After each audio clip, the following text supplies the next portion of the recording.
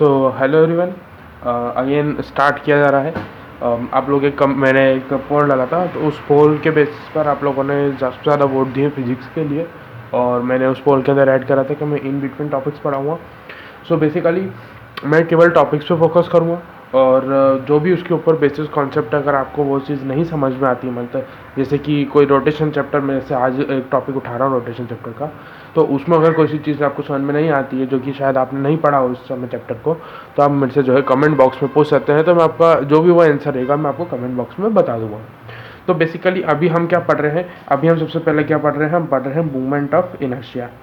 Moment of inertia basically अगर मैं आपको बात करूं इसके जो है थ्योरी के स्टेटमेंट के अकॉर्डिंग, तो मोमेंट ऑफ इनर्शिया जो भी रिजिड बॉडी का होता है, किसके अलॉन्ग, एक फिक्स्ड एक्सिस के अलॉन्ग जो मोमेंट ऑफ इनर्शिया होता है वो किसके बराबर होता है, वो बराबर होता है product of masses of the particles. जो भी पार्टिकल्स का जो मास है और उसके साथ जो स्क्वायर होता है, उनकी जो डिस्टेंस है किसी भी एक बोल सकते हो एक्सिस ऑफ रोटेशन से, उसको हम क्या बोलते हैं, मोमेंट ऑफ इनर्शिया। बेसिकली यहाँ पर हम कोऑर्डिनेट सिस्टम हमारा डेवलप कर लेंगे। तो यहाँ पर क्या बात करते हैं, इसको जेड एक्सिस नाम देते हैं, यहाँ पे वाई एक्सिस और यहाँ पर एक्स एक्सिस। बेसिकली अभी हमने क्या मान लिया कि जो है जो भी एक्सिस ऑफ रोटेशन है वो क्या है, जेड है। तो फॉर एग्जांपल यहाँ पर कोई पार्टिकल है जिसका मास m1 है, यहाँ पर कोई पार्टिकल जिसका मास m2 है, यहाँ पर कोई पार्टिकल जिसका मास जो है m3 है, और यहाँ पर कोई पार्टिकल जैसे n नंबर ऑफ पार्टिकल्स है, mn नंबर ऑफ पार्टिकल्स है जिसका मास mn है।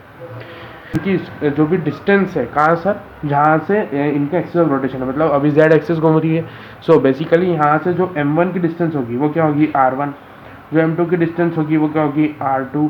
जो भी m3 की डिस्टेंस होगी वो क्या होगी, r3। और जो mn की डिस्टेंस होगी वो क्या हो जाएगी हमारी, rn। सो बेसिकली ये क्या होता है हमारा, जो भी बोल सकते हैं हम, एक तरह का एक स्ट्रक्चर होता है जिसमें ये जेड एक्सिस एक एक्सिस ऑफ रोटेशन है, जिसका m1 से जो डिस्टेंस है वो r1 है, m2 से डिस्टेंस है r2 और m3 से डिस्टेंस है r3।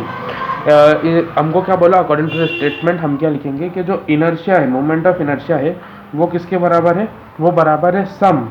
किसका सम, वो सम है जो भी पार्टिकल्स का मास है, एक तो उनके सम, और प्रोडक्ट किसका होना, उनकी जो भी रिस्पेक्टिव डिस्टेंस है एक्सिस ऑफ रोटेशन से, उसका स्क्वायर, यानी m1 r1 square, m2 r2 square और m3 r3 स्क्वायर, और ऐसे डैश डैश कर करके कहाँ तक, mn rn स्क्वायर तक।